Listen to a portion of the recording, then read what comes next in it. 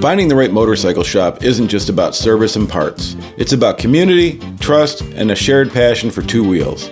As riders, having a dealership we can call our home shop makes all the difference. Whether it's for expert advice, a last-minute repair, or just a place to talk bikes with like-minded people. I was lucky enough to find a place that's more than just a business to me. It's an extension of the riding lifestyle I enjoy. This shop is eclectic, appreciates and sells all forms of motorcycles, is fiercely independent, and is run by a true motorcyclist and collector whose love for bikes isn't just his profession, it's who he is. Over the past 25 years, the owner has gone from being Phil from ClevelandMoto to one of my closest friends, and today he is expanding into some new motorcycle lines, and we're going to go check it out. So if there's one thing I learned over the years, it's always beneficial to have yourself a home dealership. I'm fortunate enough that one of my best friends in the world owns one for the last 25 years. So my buddy Phil from ClevelandMoto, he's the guy I went to AM Expo with, and the reason we were there was he was looking at some new brands that he might bring into the shop. So just the other day, he got in a whole shipment of Moto Morinis, and he also let us know that he also is going back to carrying Moto Guzzi. So I don't know if any of the Guzzis have showed up yet, but I know the Moto Morinis have. So we're going to go to the shop and check it out. I figured you guys might like to come along. So let's hit it.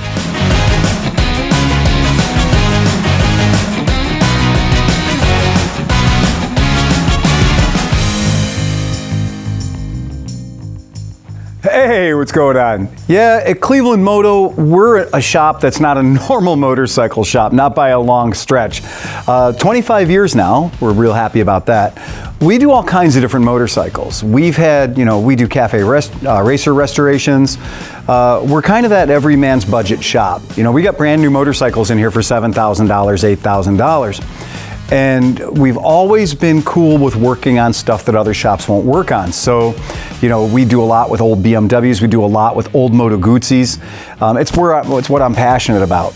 And even at the AIM Expo, it was funny because I haven't brought a new motorcycle line into the shop for quite a while. Our last new motorcycle line we brought in was Zero. And we've had Royal Enfield, we had Moto Guzzi. We've kind of been all over the brands. But it's funny, this year at the AIM Expo, I've been watching the Moto Morinis, and we brought Benelli in a couple of years ago, 3 years ago, 4 years ago. And I was very impressed with the quality of the Benelli bikes, especially their motorcycles. Very cool. And we've been watching Morini because I like the history of Morini. I like that 1937 Italian history. So we've been keeping an eye on them, and their new funding has just given them the ability to really do some cool stuff. And we saw the stuff at the AIM Expo, we saw the booth, we saw the display, and we were looking at them so close. We're looking at every little weld, we're looking at the wheels, we're looking at the brakes, we're looking at the way they're put together. You've never met pickier people than we were. And sure enough, I felt like I went from a mild case of dating online to marrying somebody super fast. Here they are, right? We got our first batch of 5 in already. And we're going to have, as the 2025s roll in, as more of those come in, we're going to be adding more to our showroom. And I prepped all these bikes, not some mechanics in the back. No, me personally, I've done them all. And I've prepped easily 100,000 bikes in my motorcycle career. These were the easiest to prep. The holes lined up, nothing was cross-threaded. We didn't have that fake zinc grade 0 fasteners. Everything on these bikes was really, really easy. Things lined up, they went the way they're supposed to go. I'm running around with the blue Loctite, and it just was perfect. It was really, really nice. Even the accessories lined up great. We had Pete in here helping out with doing some of the accessories because he's a BMW, adventure guy, and he's seen everything, and he was like, no, this is good stuff that they're using. This really made me feel pretty good about the purchase. We do a lot of different kinds of bikes here. Today I just sold an FTR 1200, a flat tracker from Indian. And that's not a $25,000 bike. It might be, 20 when it's brand new, but the one we sold today was $9,500 for a bike that runs great. It's got brand new tires on it. It's ready to rock and roll. It's super affordable. That's what we focus on at our shop. It's not the $20,000, $25,000, $30,000 woohoo. Let me flex my wallet at you. It is more about motorcycles that we can all afford, bikes we can buy. And it's not uncommon to come in here and find a lightly used Moto Guzzi, or it's not uncommon to come in here. I've got an Enfield Interceptor 650 back over there that's got 900 miles on it. It just needs a new owner. We've been buying a lot of old Triumphs, and that's fun too. We like those old T100s. We get a kick out of those. So we do try to keep everything that's in here very approachable, really affordable. And it's also my fault because I have a real problem, short attention span theater. I like a lot of bikes. I don't want to just ride one motorcycle for the next 20 years. I like having about 30 or 40 bikes at my disposal at all times. And that's why the shop kind of is the way it is. If you're going to trade a bike into my shop, it helps you a lot if it's a bike that I like. Well, that's the thing. A lot of the bikes are kind of your bikes, but then you sell them. Well, you don't name the chickens, right? You get this thing in here and you're like, okay, this is a bike I've always wanted to have, but I've maybe not wanted to have it my whole life. I wanted to have it for a little while. Recently, we got 2 bikes out of the EWAN McGregor collection.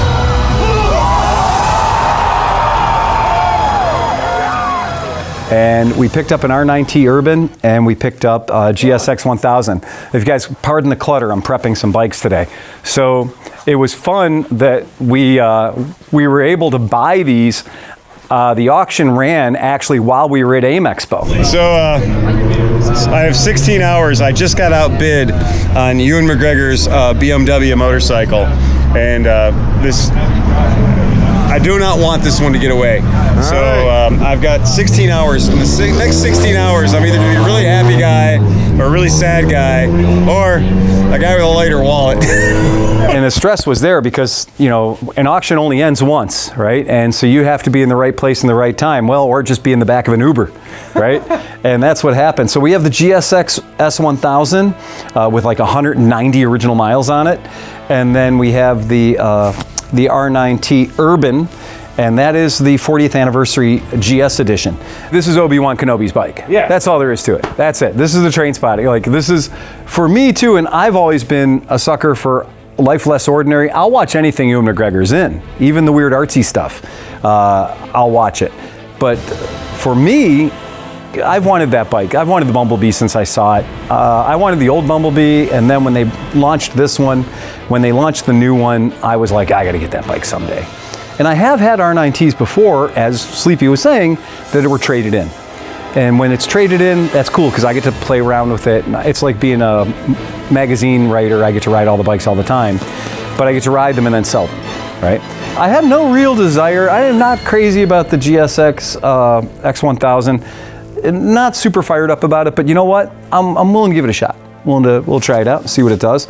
Probably the ugliest headlight in all the motorcycle history as far as I'm concerned. I do not know the design department they called in on that one. But they both showed up in really, really nice shape. They shipped them all the way out here from California, which is cool. You got it from where? So they came from Iconic Motorcycle Auctions. Yeah. And Iconic Motorcycles, they do a great job. The guys there are fantastic. I love the way they list their auctions. I love the way they run their auctions. Believe me, I think to me, it's like Bring a Trailer, but just for motorcycles, right? It has a really good vibe, and they have the most interesting bikes up there. I can't believe how many Gammas. Like, for a while, I thought the RG500 Gamma was just like, oh, I'm never going to see one of those. And I think there's been 4 of them going through Iconic Motorsports Auction or Iconic Motorcycle Auctions in the past 2 months. So they really do get their hands on some prime bikes.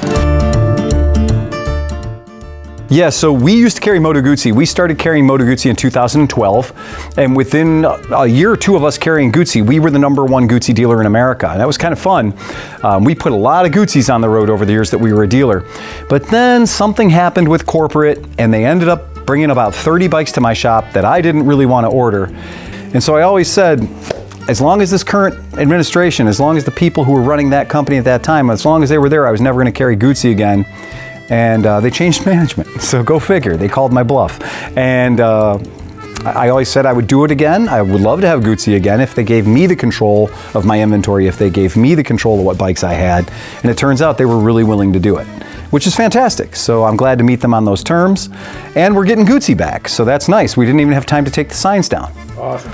So I'm really happy to have them back in the house. Although it's weird, the house is getting real super Italian all of a sudden, right? The shop was always idea was that we were kind of non-denominational. We'd be all kinds of motorcycles for all people. We got Harleys in here, we got Kawasaki's, we got all kinds of fun bikes.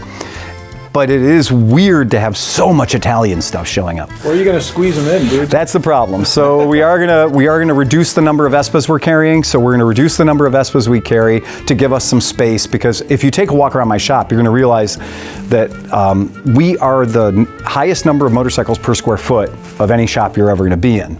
We have the largest inventory of motor scooters and other bikes in this country. So we have spoiled for selection around here. However, let's be honest, if we're gonna put these 6 bikes in here, we need a place to put them. So we gotta move some stuff around. Right. And we need these people to pick up their winter storage bikes too. Get in here and get your bikes. Are you gonna feel that? This next bike I'm gonna show you, I guarantee you most of you have never seen one if you live in the United States. Okay. But that's why I love ClevelandMoto, because you can come and find the craziest stuff. So check this out.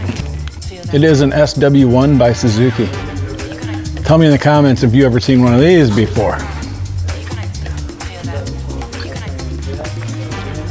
And what year do you guys think this bike was made? That's the ticket. Because it is not probably what you think. Here's a little hint though. Definitely not vintage wheels. All right, more bikes you don't see every day, only at ClevelandMoto. What? Oh, just a Moto compo.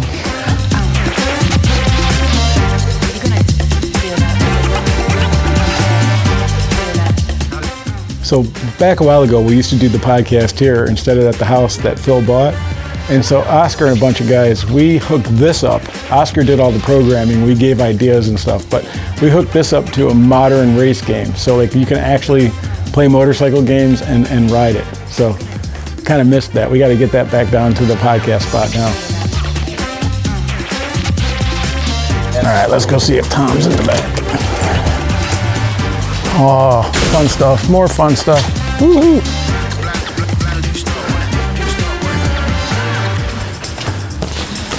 Tom, I see a long line of shit that needs to get fixed. Let's go fun. So this is the back shop. This is where all the hard work goes and Tom works. So see, he actually does something besides saying yip on the podcast. Yep. So, like I said, it's always good to have a home-based shop. So the funny part about Phil's shop is when you look in the corners, you'll see 100 million vintage Vespas just shoved into every available spot. And like, wait, you think there's no, hold on. Wait a minute, what do we got? Oh yeah, a shit ton more of vintage Vespas. And parts, and every possible part. And what's up there? Oh, that's right, more. It's like he's been doing this for 50 years or something. All right, that's why we love ClevelandMoto, because there's always something new and exciting to see. And as soon as the weather stops sucking, we're gonna be trying out all those Moto Morinis and any of the Moto Guzzis he brings in too, so definitely watch for that. All right, well, that's another one, guys. Like we said before, if it works, it ain't dumb. We'll see you on the next one. Okay. Are you gonna feel that?